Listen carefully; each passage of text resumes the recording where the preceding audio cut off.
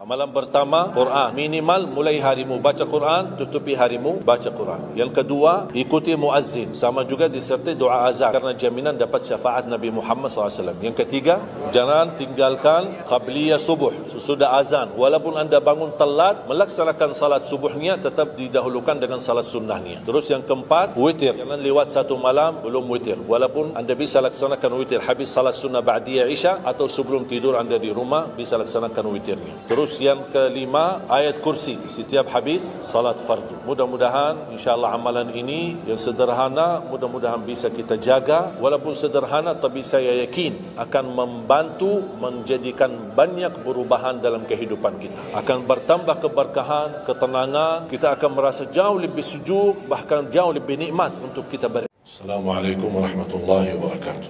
Waalaikumsalam warahmatullahi wabarakatuh. الحمد لله رب العالمين أشهد أن لا إله إلا الله وحده لا شريك له ولي الصالحين وأشهد أن سيدنا ونبينا محمدا عبده ورسوله الصادق الأمين اللهم صل وسلم وبارك على سيدنا محمد وعلى آله وصحبه ومن تبعهم بإحسان إلى يوم الدين سبحانك لا علم لنا إلا ما علمتنا إنك أنت العليم الحكيم. Para hadirin kaum muslimin muslimat, mukminin mukminat, semoga senantiasa dimuliakan dan diberkahi Allah Subhanahu wa taala. Dalam kesempatan yang singkat ini saya ingin mengingatkan beberapa amalan. Menurut saya amalan ini rata-rata sudah ditahu oleh orang dan hafal. Tapi cukup banyak yang melalaikan, tidak menyadari amalan yang sederhana ini dianugerahkan oleh Allah dengan pahala yang amat-amat besar. Yang pertama, bacaan Al-Quran.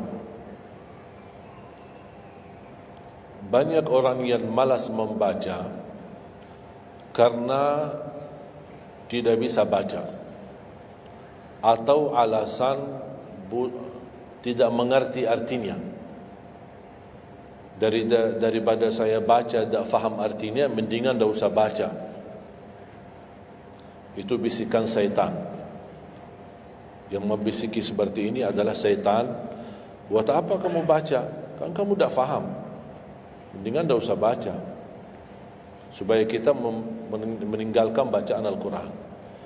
Sedangkan dijanjikan oleh Allah SWT dan juga Rasulullah SAW, setiap satu huruf 10 kebaikan. Bukan setiap amal.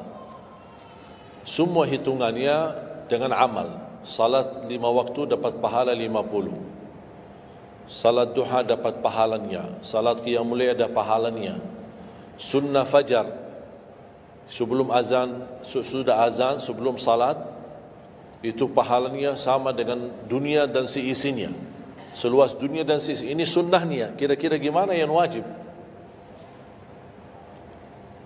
Rasulullah SAW bersabda di hadis yang sahih, La aqulu alif lam mim harf, walakin alifun harf, wa lamun harf, wa mimun harf. Alif lam mim bukan satu huruf, tapi alif satu huruf, lam satu huruf, mim satu huruf. Cuba kalau kita baca setiap hari satu halaman aja, berapa kita mendapatkan nilai pahala? Hitung silakan, bawa kalkulatornya dan hitung sendiri. Tak ada yang sia-sia di sisi Allah. Membaca Al-Quran walaupun tidak memahami isinya, tetap terhitung setiap satu huruf 10 kebaikan. Berarti anda tidak sia-sia membaca Al-Quran walaupun tidak faham. Ada orang membaca tapi berbata-bata. Dia merasa salah bacaannya, keliru. Dia sudah berusaha belajar tapi itu kemampuannya. Didatangi syaitan, dibisikin, salah mulu bacaan kamu.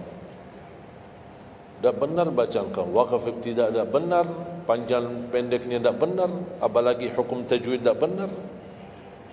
Bisa keliru, bisa dosa. Astagfirullah, dosa ya. Udah, terima kasih syaitan. Malah dia terima kasih lagi sama syaitan. Dibisikin, didengarin, diterima, langsung dia rubah, tidak baca. Alasannya takut dosa. Padahal ada berita gembira dari Rasulullah SAW, al-mahiru bil-Qur'ani ma'as safaratil kiramil barara, yang mahir dalam membaca Al-Quran, nanti di hari kiamat dia bersama malaikat safara kiram barara. Terus ya Rasulullah, gimana keadaan yang berbata-bata itu, gimana? Walladhi yatata'ta'u fihi wa huwa alaihi syaq lahu ajran. Barang siapa yang membaca tapi masih berbata-bata dalam bacaannya, bukan dosa, justru 2 pahala. 1 karena dia mau baca Al-Quran, kedua karena ada berbata-bata, kesulitan dalam membaca. Allah menghargai kesulitan, Allah berikan pahala. Berarti tidak ada rugi sama Al-Quran. Semenjak saya mengambil keputusan tidak memegang HP, saya sadari betapa banyak kita rugi berjam-jam, berhari-hari, berminggu-minggu, bahkan bertahun-tahun kita jauh dari Al-Quran. Aku heran ketika mendengar ada orang yang bisa lewat 1 bulan tapi tidak khatam Al-Quran. 1 bulan, 30 hari, berarti minimal setiap hari 1 juz. Dikali 30 hari 30 juz. Ada orang 1 tahun dah khatam-khatam. Syukur kalau khatam di bulan suci Ramadan 1 kali. Habis Ramadan dia tutup Al-Quran. Mohon maaf, ketemu lagi di tahun depan pas Ramadan lagi. Ini keadaan kita. Makanya orang berkata, negeri kita bermasalah terus, negeri kita politiknya begini, negeri kita selalu ada ini. Perbuatan tangan kita. Di mana kita jauh hubungan kita sama Allah, Allah hantarkan musibah sampai kita sadar memperbaiki hubungan kita sama Allah. Salatnya, Qur'annya, ibadahnya, itu kunci memudahkan dan mengatasi semua masalah. Silahkan rubahkan pemimpinnya berkali-kali, rubahkan aturan negaranya berkali-kali, tidak akan bisa terjadi kebaikan kecuali hubungan kita dari Allah Subhanahu wa taala. Semakin baik hubungan kita, semakin dekat, Allah yang urus. Tapi kalau kita mengurus sendiri dan kita jauh dari Allah, ya silahkan. Kata Allah, silahkan. Wakaltuhu ila nafsi. Aku tinggalkan dia untuk dirinya sendiri. Dan siapa kira-kira yang bisa mengurusi dirinya kalau bukan bertolongan Allah SWT?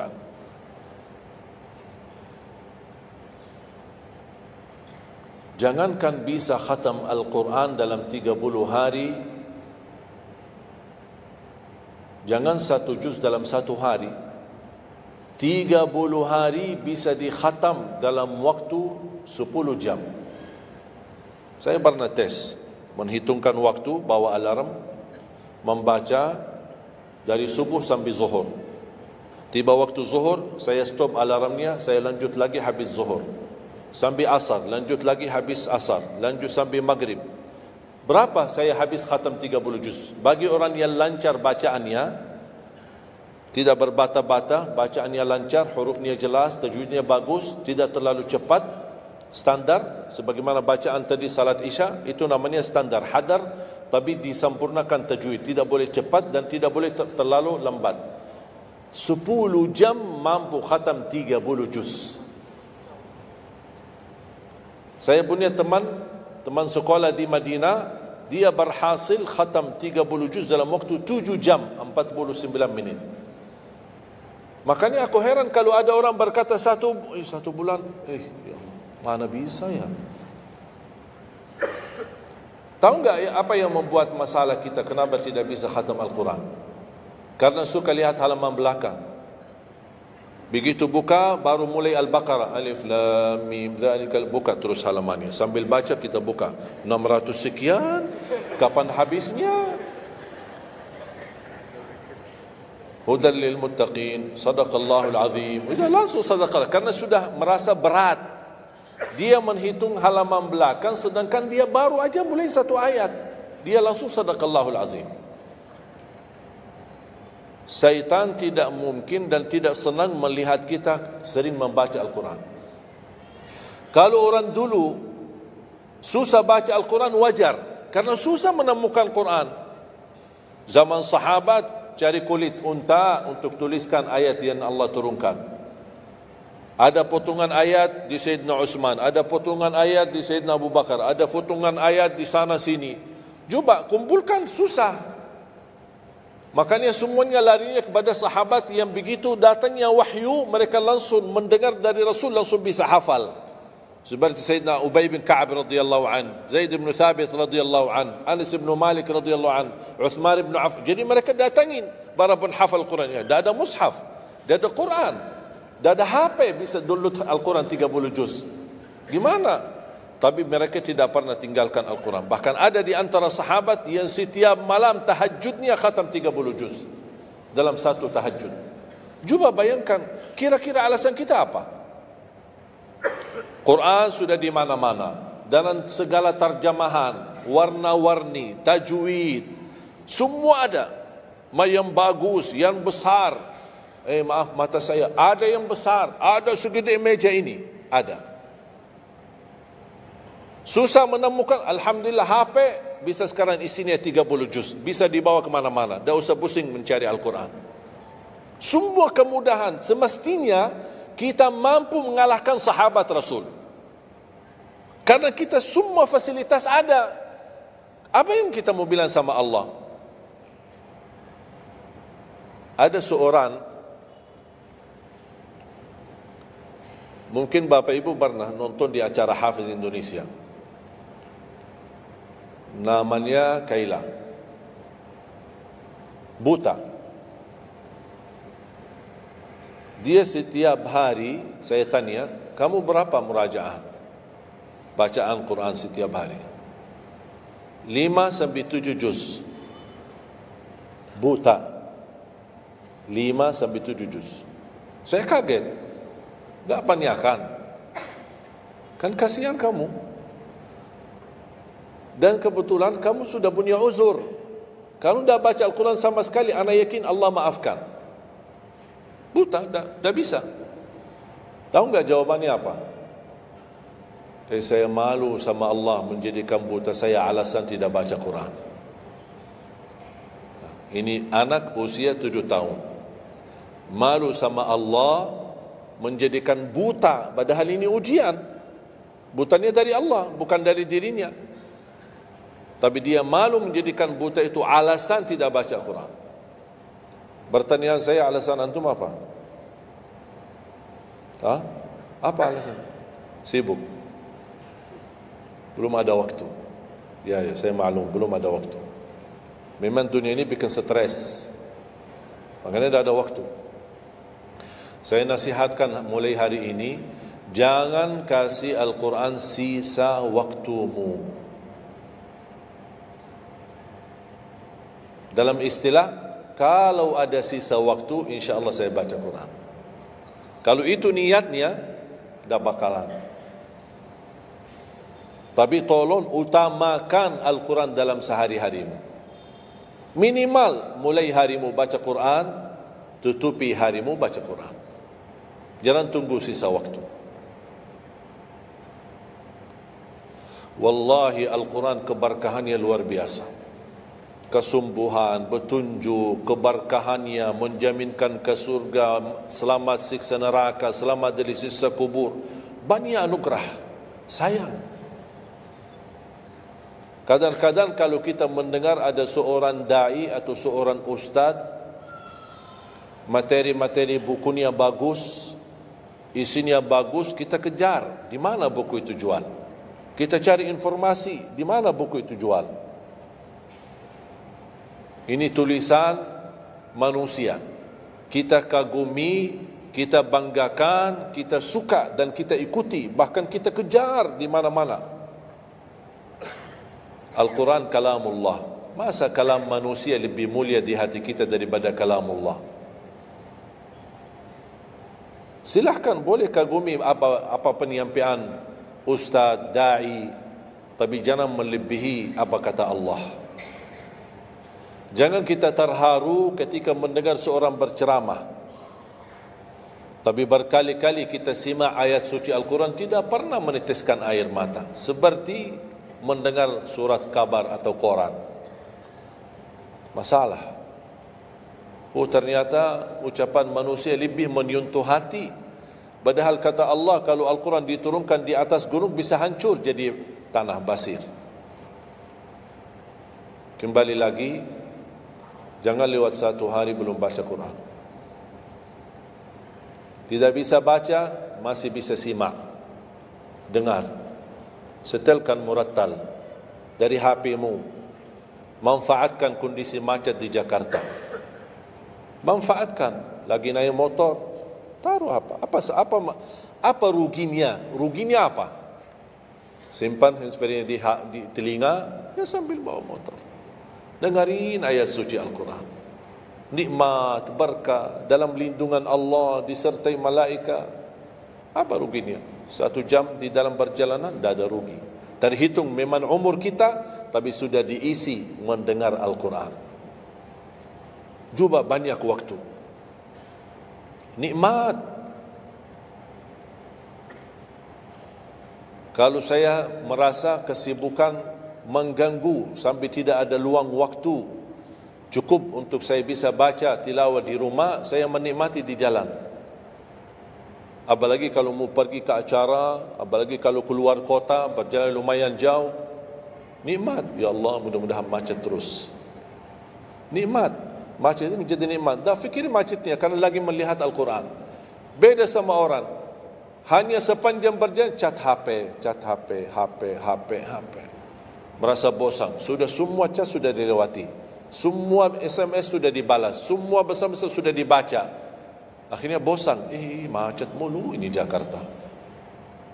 Nanti temannya di sebelah, kalau bukan macet, bukan Jakarta loh. Itu habis waktu, sia-sia. Padahal Al-Quran ini kita baca tidak mesti dalam keadaan wudu. Apalagi kita dalam perjalanan, kita naik motor atau naik mobil, kita bisa dengan handphone kita, HP kita. Ada orang terus, gimana saya membawa Al-Quran terus saya tidak berwudu? Kan kamu menyentuh HP, bukan menyentuh Al-Quran. Bersentuhan dengan HP. Jadi saya harap, sekali lagi mohon dengan sangat, kalau boleh terima permohonan saya, tolong tinggikan perhatianmu kepada Al-Quran. Ingin berkah rezeki, berkah umur, sihat wal afiat, bahagia selamat dunia akhirat, tolong perhatikan Al-Quran. Semakin banyak perhatian kamu kepada Al-Quran, semakin banyak perhatian Allah kepadamu. Terserah kamu milih. Mau dapat perhatian dari Allah cuma 1 jam, ya udah 1 jam aja baca Quran. Mau perhatian dari Allah selalu, sudah selalu bersama Al-Quran. Karena ini Al-Quran kalamullah, bukan makhluk, bukan diciptakan, diturunkan. Kalamullah, ucapan Allah Subhanahu wa taala. Masa kita tidak tertarik? Cukup karena ini kalamullah, itu sudah cukup membuat kita tertarik. Masa kalam manusia lebih kita tertarik daripada kalamullah? Belum apalagi dijanjikan setiap satu huruf 10 kebaikan.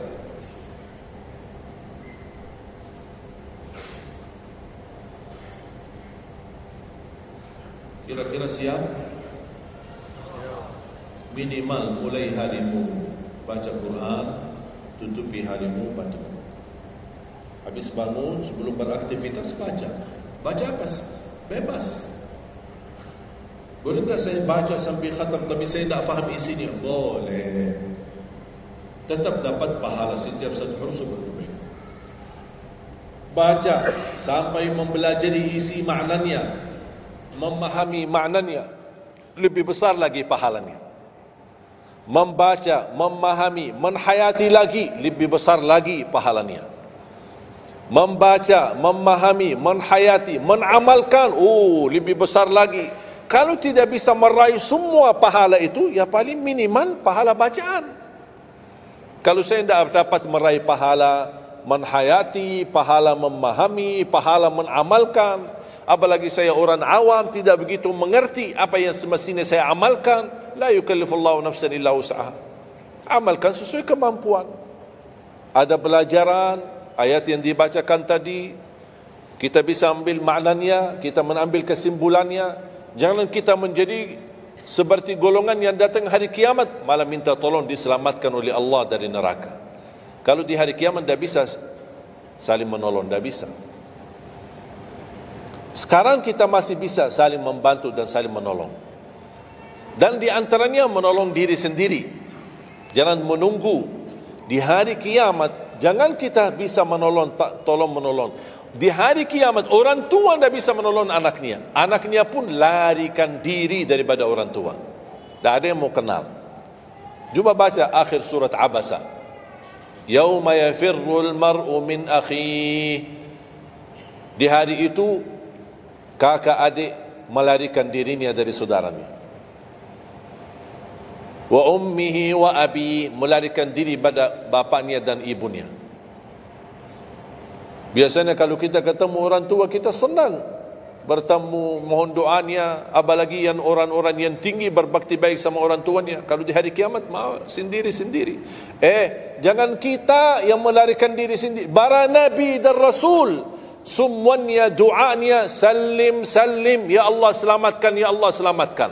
Ini nabi, kira-kira kita gimana? Yauma yafirrul mar'u min akhihi wa ummihi wa abihi wa sahibatihi wa bani. Sampai dari istrinya pun dia melarikan diri. Mohon maaf sendiri-sendiri. Saya tidak bisa tolong kamu. Jangankan kita sama istri kita atau sama anak-anak kita. Rasulullah sallallahu alaihi wasallam pernah berkata sama Siti Fatimah, anaknya Nabi Muhammad, "Ittaqillah fa inni wallahi la ughni anki min Allahi syai'a." Hei anakku Fatimah, bertakwalah kepada Allah, karena aku tidak bisa membantu kamu nanti di kemudian hari. Sendiri-sendiri. Salim salim. Selamatkan ya Allah. Ini kesempatan. Sebelum kita menjadi na'udzubillah salah alamat daripada ke surga menjadi ke neraka, kita sekarang perbaiki kemana arahan kita, kemana jalan kita. Kita yang milih, tak ada yang memaksa. Taat, Allah hanya menyuruh kita taat, tapi Allah tidak pernah maksa. Kira-kira kalau tidak salat dapat pukulan? Dapat pukulan? Ada yang memukul kita? Ada yang melemparkan kita dalam batu sampai bata kepala kita? Ada? Tidak ada. Taat, Allah menyuruh taat, tapi Allah tidak pernah maksa. Sama juga syaitan, menyuruh kita dosa maksiat, tapi syaitan tidak pernah maksa kita. Sebagaimana ayat tadi dibacakan, ayat surah Ibrahim ayat 22, syaitan berkata, aku tidak punya kuasa di atas kalian, tapi aku hanya menyuruh kalian terlalu cepat taati. Kata syaitan, terlalu cepat respon, aku hanya menyuruh. Da'autukum fastajabtum li. Makanya sekarang jangan melialahkan, saya tidak bisa bantu kalian dan kalian pun tidak bisa bantu aku. Kita dua-duanya dijerumuskan dalam neraka, na'udzubillah min dzalik. Oleh karena itu jemaah sekalian, kesempatan, mumpun masih kita umur, masih punya kesehatan, manfaatkan. Karena akan datang satu saat, sekarang bukan masalah umur, masalah sehat. Tiba-tiba bisa sakit. Virus di mana-mana. Kemarin saya punya saudara saya baik-baik aja. Tidur, bangun sakit. Sampai matanya, mukanya macam, sakit. Tiba-tiba. Tak bisa berbicara baik-baik, tak bisa baca Al-Quran dengan baik, tak bisa salat dengan baik. Ini kan mengganggu. Makanya Rasul mengingatkan, ketika anda sehat dan masih punya umur, jangan sia-siakan, karena akan datang satu saat anda tidak sehat dan tidak bisa maksimal ibadah. Selama anda masih bisa dan mampu maksimal ibadah, manfaatkan, jangan dirugikan. Akan datang satu saat anda tidak bisa. Saat anda berdiri, manfaatkan salatmu saat berdiri. Besok akan datang satu saat anda tidak bisa berdiri. Bahkan ada orang yang ingin sekali sujud, tapi dia bisa karena sakit lutut. Dia tidak bisa lipatkan kakinya, tidak bisa sujud. Betapa banyak orang yang merugi ketika dia sehat, dia tidak memanfaatkan dan menikmati ibadahnya. Yang kedua, doa azan. Setiap hari kita mendengar azan 5 kali. Sayang sekali banyak yang sibuk dengan handphonenya. Azan ini panggilan Allah.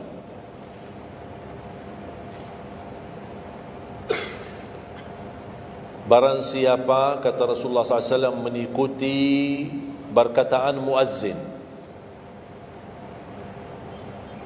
artinya muazzin mengucapkan Allahu Akbar, kita ucap Allahu Akbar, asyhadu an la ilaha illallah, asyhadu an la ilaha illallah, asyhadu anna Muhammadar Rasulullah, asyhadu anna Muhammadar Rasulullah. Habis wa asyhadu anna Muhammadar Rasulullah, kita berkata wa ana asyhadu an la ilaha illallah wahdahu la syarikalah wa anna Muhammadan abduhu wa rasuluh, raditu billahi rabba wa bi Muhammadin nabiyya wa bil islami dina, sebagaimana diriwayatkan Imam Muslim. Hayya 'alas salah, kita jawab la haula wala quwwata illa billah. Apa hikmahnya di sini la haula wala quwwata illa billah? Ya Allah, kami tidak punya daya dan kekuatan untuk menghadiri panggilan-Mu kecuali dengan pertolongan-Mu ya Allah. Karena hayya 'alas salah butuh gerak, bergerak, datang. Hayya 'alas salah, panggilan, hey mari salat. Ya Allah, la haula wala quwwata illa billah. Ya Allah, kami tidak punya kemampuan menghadapi godaan dunia, menghadapi hawa nafsunya, menghadapi malas kecuali dengan kekuatan-Mu ya Allah. La haula wala quwwata illa billah. Meraih kemenangan, meraih kemuliaan, hayya 'alal falah. Ya Allah, kami tidak mampu meraih kemuliaan itu kecuali dengan kekuatan dan izin-Mu ya Allah. Allahu Akbar, kita ucapkan Allahu Akbar, Allahu Akbar. La ilaha illallah, kita ucapkan la ilaha illallah. Habis itu apa? Apa kata Rasulullah SAW di hadis yang diriwayatkan Imam Bukhari? Thumma salla alayya, selepas itu dia bersalawat kepada Nabi Muhammad. Allahumma salli ala Muhammadin wa ala ali Muhammad. Bagi Sayyiduna boleh, tidak bagi Sayyiduna boleh. Selepas itu doa, Allahumma rabb hadhihi ad-da'wati at-tammah was-salati al-qa'imah ati Muhammadan al-wasilata wal-fadilah wab'athhu maqaman mahmudan alladhi wa'adta. Ini ucapan yang saya sampaikan di Sahih Bukhari. Ada riwayat-riwayat yang lain, Allahumma rabb hadhihi ad-da'wati at-tammah was-salati al-qa'imah ati sayyidina Muhammad wasilata wal-fadilata wad-darajata al-'aliyata ar-rafi'ata min al-jannah wab'athhu maqaman mahmudan alladhi wa'adta innaka la tukhliful mi'ad. Innaka la tukhliful mi'ad. Tambahannya diriwayat Imam An-Nasai dan semuanya sahih. Mau milih mana yang anda hafal, mana anda biasakan, silakan. Mau ambil hadis yang diriwayatkan Imam Bukhari boleh, mau ambil yang diriwayat Imam Nasai boleh. Asal jangan sampai begitu dengar azan tidak mengikuti muazzin dan sia-siakan doa itu. Padahal doa sederhana. Siapa yang tidak hafal? Setiap ditayangkan azan di TV selalu dibacakan Allahumma rabb hadhihi ad-da'wati at-tammah was-salatil qa'imah. Saya pernah tanya guru saya, seandainya ketika saya mendengar azan tapi terlalai dengan kesibukan atau telefon mendadak atau apalah urusan, baru saya menyadari ketika muazzin sampai ke hayya 'alas salah, saya belum mengikuti dari awal. Gimana caranya biar saya tidak rugi dalam pahala? Kata guru saya, ulang sendiri dari awal. Allahu Akbar, Allahu Akbar, Allahu Akbar, Allahu Akbar. Asyhadu an la ilaha illallah, asyhadu an la ilaha illallah, asyhadu anna Muhammadar Rasulullah. Sampai mendapat mengikuti muazzin dalam sisa azannya. Begitu selesai baca doa yang saya tadi sampaikan. Apa kata Rasulullah?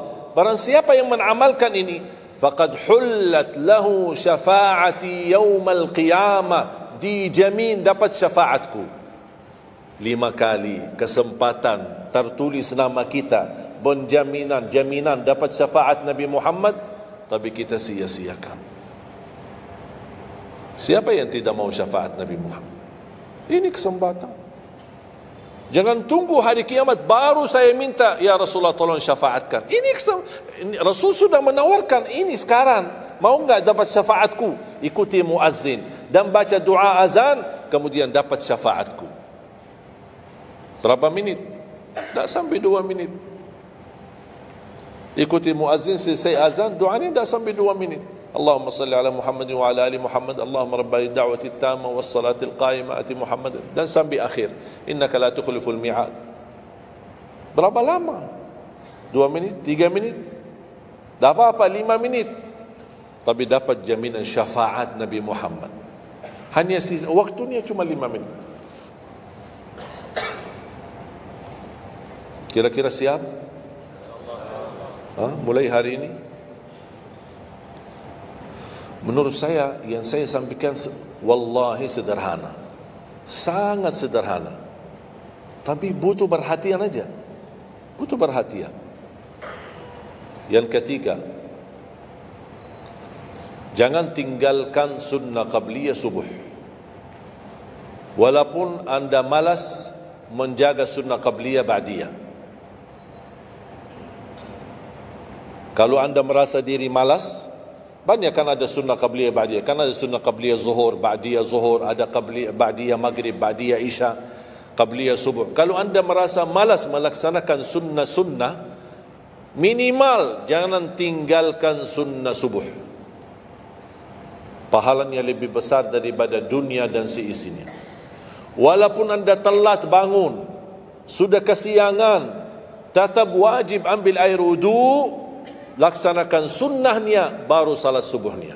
Walaupun anda bangun jam 11 siang. Tetap banyak orang karena ketiduran dan terlewat waktunya, dia tidak salat subuh. Terus ini hutang, wajib bayar. Dan tidak bisa besok ganti subuh 2 kali. Tidak ada di dalam agama. Subuh, ya udah, ya Allah, nawaitu salat subuh yang kemarin karena saya ketiduran lillahi ta'ala. Sudah bisa. Apa kata? Ini bukan, mohon maaf, ini bukan kata saya, supaya orang jangan, ini pendapat baru. Bukan kata saya, tapi kata Rasulullah SAW.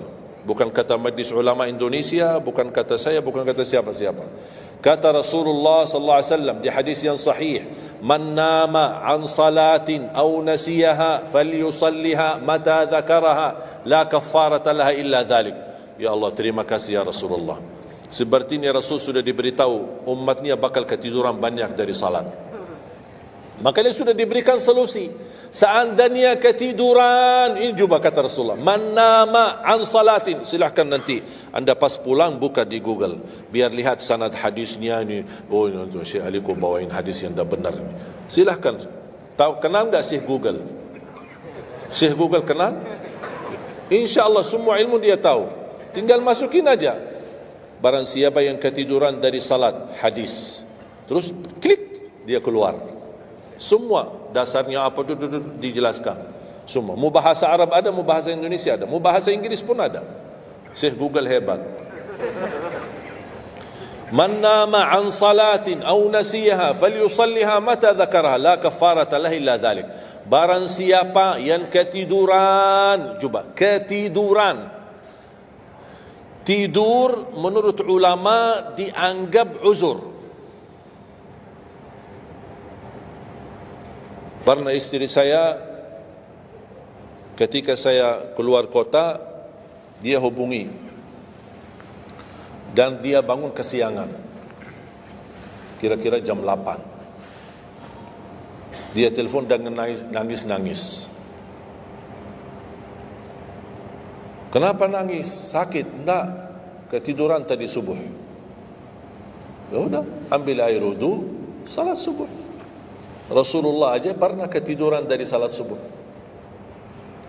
Yang tidak boleh, jangan terlalu sering. Kalau sekali-kali karena sakit, terlalu lelah, capek, Allah maklumlah, kita manusia lemah. Tapi jangan setiap hari ketiduran. Ya Allah, maaf ketiduran ya. Kira-kira di jam kantor, kalau setiap hari kita telat, alasannya, ya maaf bos, ketiduran.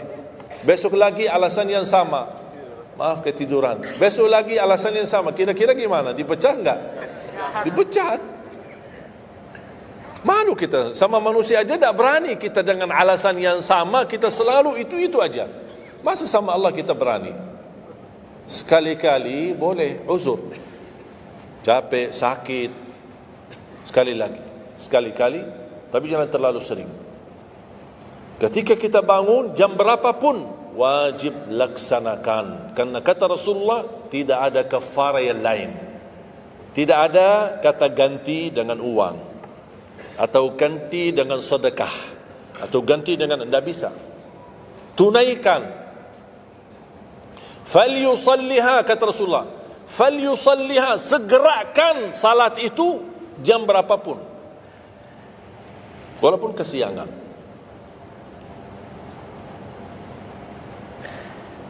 Jelas? Sering ya ketiduran ya? Saya juga berapa kali ketiduran. Bukan berarti saya tidak pernah ketiduran, berapa kali. Bisa ada orang habis tahajud, terlalu lelah, capek, dia mau hanya istirahat saja di atas sajadahnya. Pas bangun sudah jam 7. Padahal Masya Allah tahajud. Semangatnya tahajud tapi ketiduran salat subuh. Makanya ini harus disesuaikan kemampuan. Anda merasa diri kalau salat tahajud 8 rakaat, bangun jam 2, ya Allah kuat, tidak kuat ini. Kembali kepada kemampuan. Tahajud tidak harus 8 rakaat. Tahajud tidak harus 20. 2 rakaat, tutup witir sudah tahajud. Dan tahajud pun salat malam tidak harus tidur dulu. Ada orang, harus tidur, walaupun tutup mata sebentar terus buka lagi. Ini ilmu baru di Indonesia ini. Saya pernah share satu video, ada satu komen dari jamaah, tidak, saya belajar harus tidur dulu, walaupun tutup mata sebentar terus buka lagi. Kembali kepada kemampuan. Ada yang biasa tidur, bangun tengah malam, sepertiga akhir, itu lebih afdal. Tapi ada yang tahu dirinya, kalau saya tidur mana bisa bangun. Udah, mendingan daripada tidak ada tahajud malam itu, mendingan kita salat. Dan ini bukan kata saya, dan bukan kata ulama, tapi kata Rasulullah sallallahu alaihi wasallam. Sebagaimana di hadis yang sahih kata Abu Hurairah radhiyallahu an, pernah Rasulullah menwasiatkan aku jaga witir sebelum tidur. Berarti Rasul mengizinkan kita melaksanakan ibadah salat malam, di antaranya witir sebelum tidur. Umar bin Khattab radhiyallahu anhu punya kebiasaan witir sebelum tidur. Ditanya, kenapa witir sebelum tidur? Dia kata, saya takut meninggal dunia dalam keadaan tidur, belum tertulis nama saya sebagai ahli witir. Saya punya kebiasaan, habis pulang ke rumah, sebelum tidur ambil air wudu, salat 2 rakaat sunnah wudu, kemudian salat 2 rakaat muqaddimah witir, kemudian 1 rakaat witir, baru saya tidur. Kalau dapat bangun lagi, alhamdulillah bisa tahajud, tapi tidak boleh witir lagi karena sudah witir duluan. Sudah faham? Sederhana enggak Islam ini? Sederhana. Banyak orang yang berkeinginan tahajud, berkeinginan salat witir, tapi kan yang harus tidur. Saya orang yang berat tidur. Kalau saya tidur mana bangun lagi? Udah, kesempatan bisa Anda laksanakan sebelum tidur. Ada orang yang memang tidurnya aja akhir, jam 12, jam 1 baru dia bisa tidur. Ya mendingan daripada tidak salat malam sama sekali, mendingan salat dulu baru tidur. Dapat bangun, alhamdulillah. Tidak dapat bangun, sudah tertulis namamu, sudah salat, sudah ahli witir. Inna Allaha witir, yuhibbul witir, fa'autiru. Allah maha witir, Allah maha witir, Allah cinta witir, jagalah witir. Dan ini termasuk 2 sunnah yang Rasul tidak pernah tinggalkan, sunnah subuh sama sunnah witir. Sakit, sehat, mukim, di dalam kota, musafir, keluar kota, perang, aman, damai, tetap tidak pernah tinggalkan 2 sunnah itu. Sunnah subuh sama sunnah witir. Itu kebiasaan Rasulullah SAW. Kalau anda merasa pun sakit, tidak bisa berdiri, tidak bisa qiyam, bisa anda laksanakan witir dalam kondisi duduk.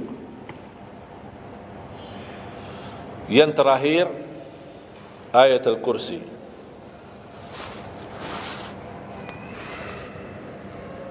Jangan tinggalkan ayat Al-Kursi lepas salat.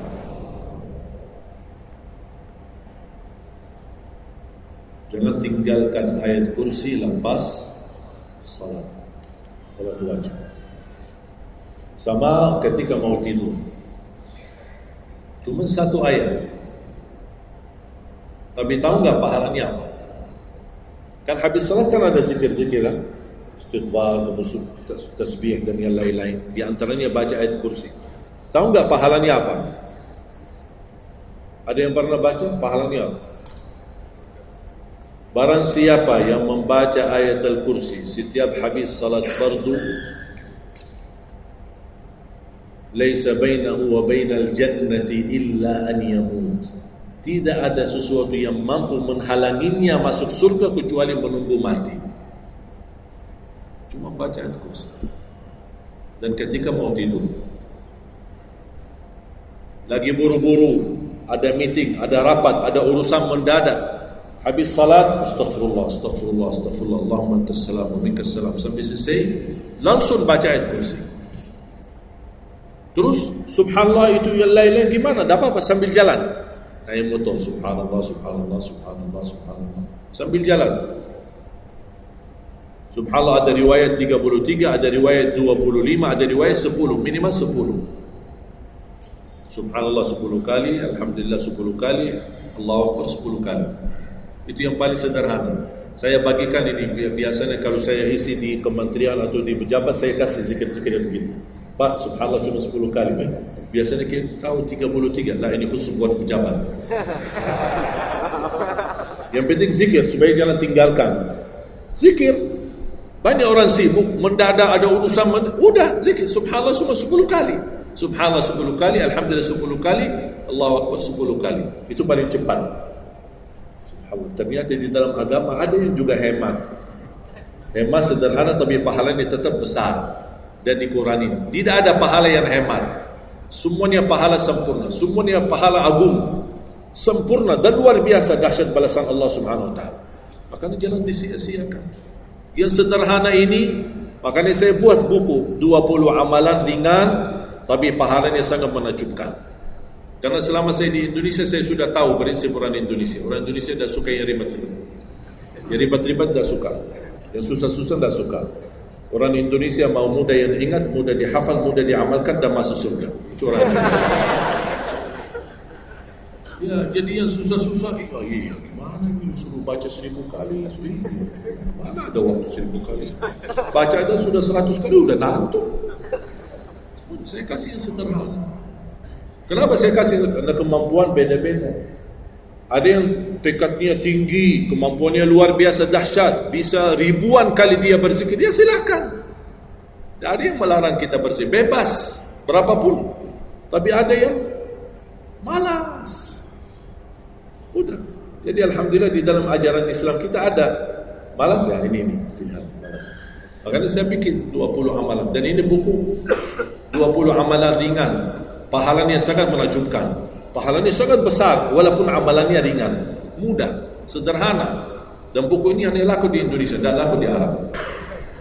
Karena cocok dengan budaya Indonesia, saya sudah hafal. Sama dengan bacaan. Mohon maaf tadi kepanjangan Isya.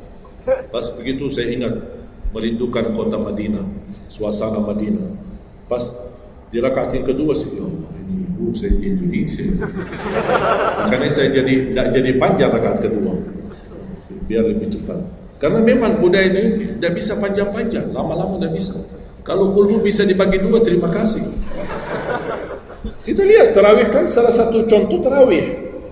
Walaupun 23 rakaat jumlahnya banyak, tapi ayatnya pendek. Al-Hakum qul al-Asr qul al-Humazah qul. Ini budaya. Kita kan hormati budaya, harus belajar. Walaupun sekarang ada beberapa masjid yang panjang, ya nanti balik kepada kemampuan, tapi tidak boleh saling menyalahkan. Ada orang yang suka, saya mau yang qul ya udah sana. Masih qul di sana, masih kita kan. Yang penting kita bisa jaga salat. Dan yang terpenting dalam salatnya adalah yang terjaga kekhusyuan. Bukan masalah jumlahnya, bukan masalah kepanjangannya, tapi kekhusyuan. Tumaknina, karena tumaknina rukun dalam ibadah salat. Sama seperti rukun qiyam, rukun baca al-fatihah. Tumanina. Apa itu tumanina? Ketenangan dalam salat. Bacaannya tenang, gerakannya tenang. Bukan kejar-kejaran. Imamnya baru baca al-fatihah, sudah amin. Imam makmum belum selesaikan ini, terus dikejar imam. Imam Allahu Akbar, sami'allahu hamdah, Allahu Akbar, Allahu Akbar, Allahu Akbar. Imam makmum jadi kasihan. Kejar, dia tidak bisa baca. Makmum, wallahi makmum tidak bisa baca apa-apa. Hanya fokusnya bisa kejar imam. Yang penting jangan sampai tertinggal imam. Yang saya fikirkan, kasihan yang tua-tua, bapak-bapak. Gimana yang bapak-bapak? Kalau yang muda-muda masih bisa kejar imam, terus yang bapak-bapak gimana? Setiap gerakannya batuk 10 kali. Rukuk batuk lagi, sujud batuk lagi. Karena pelan-pelan gerakannya. Saya pernah ada satu kejadian ketika masuk salah satu kampung, kita lewati, saya mampir. Samping saya ada bapak lumayan tua, gerakannya juga pelan-pelan. Yang saya kasihan, Imam Allah. Saya suka pas ketika takbir. Allah. Bismillahirrahmanirrahim. Alhamdulillahirrahmanirrahim. Astagfirullahaladzim. Barusan enak, takbirnya enak. Bacanya kenapa enggak? Ini pelan-pelan aja. Santai aja, santai. Walaupun baca satu ayat bukan masalah berapa banyak bacaannya. Yang penting kekhusyuan, tumanina, karena rukun tumanina. Allahu Akbar, sami'allahu hamdah. Saya lihat bapak ini yang sebelah saya. Saya masih bisa kejar imam. Bapak ini enggak kejar-kejar. Imam sudah rukuk, bapak belum rukuk. Begitu imam sami'allahu hamdah, bapak enggak jadi rukuk, diikut sami'allahu hamdah. Astagfirullahalazim.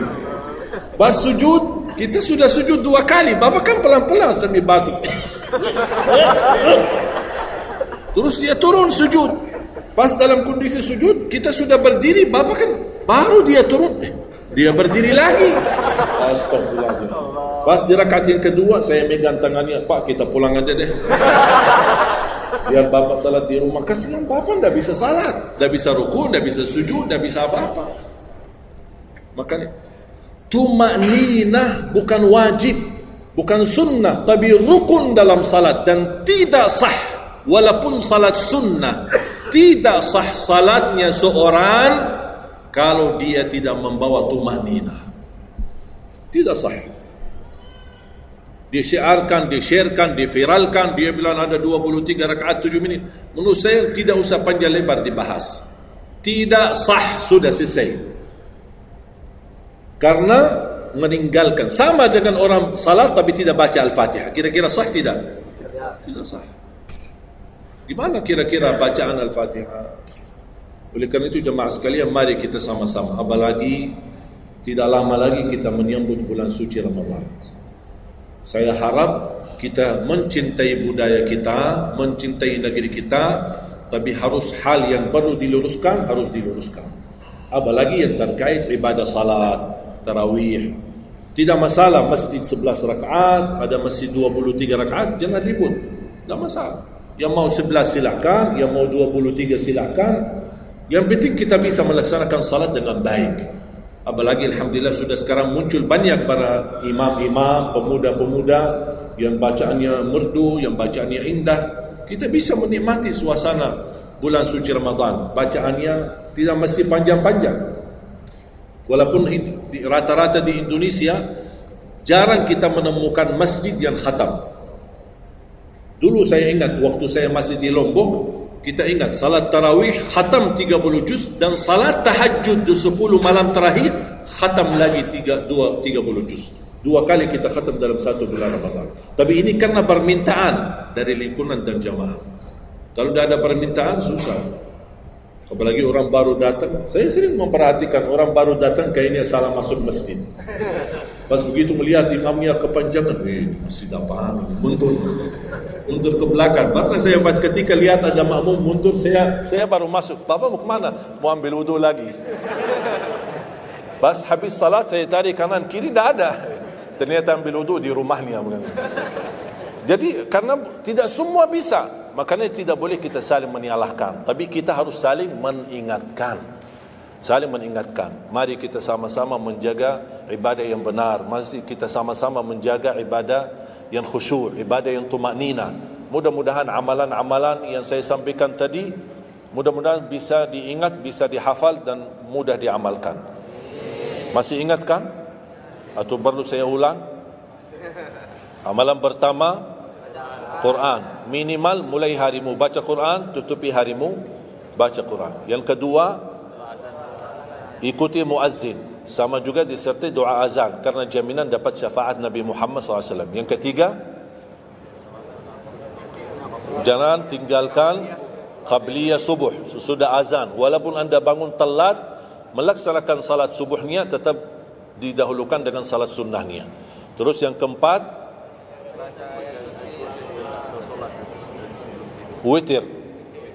Witir, jangan lewat satu malam belum witir. Walaupun anda bisa laksanakan witir habis salat sunnah ba'diyah isya atau sebelum tidur anda di rumah bisa laksanakan witirnya. Terus yang kelima, yang keenam, ayat kursi setiap habis salat fardu. Mudah-mudahan insyaAllah amalan ini yang sederhana mudah-mudahan bisa kita jaga. Walaupun sederhana tapi saya yakin akan membantu menjadikan banyak perubahan dalam kehidupan kita. Akan bertambah keberkahan, ketenangan. Kita akan merasa jauh lebih sejuk, bahkan jauh lebih nikmat untuk kita beribadah. Baru saya ingat satu hal, sedekah. Kalau bisa, sedekah subuh. Pengalaman saya, dari semua belajaran yang saya belajari, saya menemukan sedekah semua waktu baik. Jumat, waktu majlis ilmu, habis majlis ilmu, semua sedekah itu baik. Tapi saya menemukan sedekah subuh itu yang paling baik, yang paling dahsyat, yang paling cepat terkabul hajat kita. Kenapa sedekah subuh dahsyat? Karena setiap waktu subuh Allah turunkan malaikat, tugasnya cuma satu, mendoakan orang yang berinfak di subuh hari. Tidak usah payah dan susah cari orang miskin subuh hari. Mulai malam ini anda sediakan kota amal dalam rumahmu, atau anda bisa pinjam seperti kota amal ini Darut Tauhid ya, ini bisa anda pinjam atau minta sama Darut Tauhid. Anda bisa simpan di rumah. Setiap habis subuh sebelum beraktivitas isi sedekah. Yang lebih dahsyat lagi, sedekah yang disertai doa. Karena wallahi terjamin doamu terkabul dengan wasilah sedekah subuh. Sakit, ya Allah, aku mohon dengan berkat sedekah ini sembuhkan penyakitku. Kalau orang tua yang sakit, doakan orang tua. Ya Allah, dengan berkat sedekah subuh ini sembuhkan orang tua saya. Mencari jodoh, mencari kerjaan, apapun masalah yang anda hadapi, masalah hutang, masalah apapun.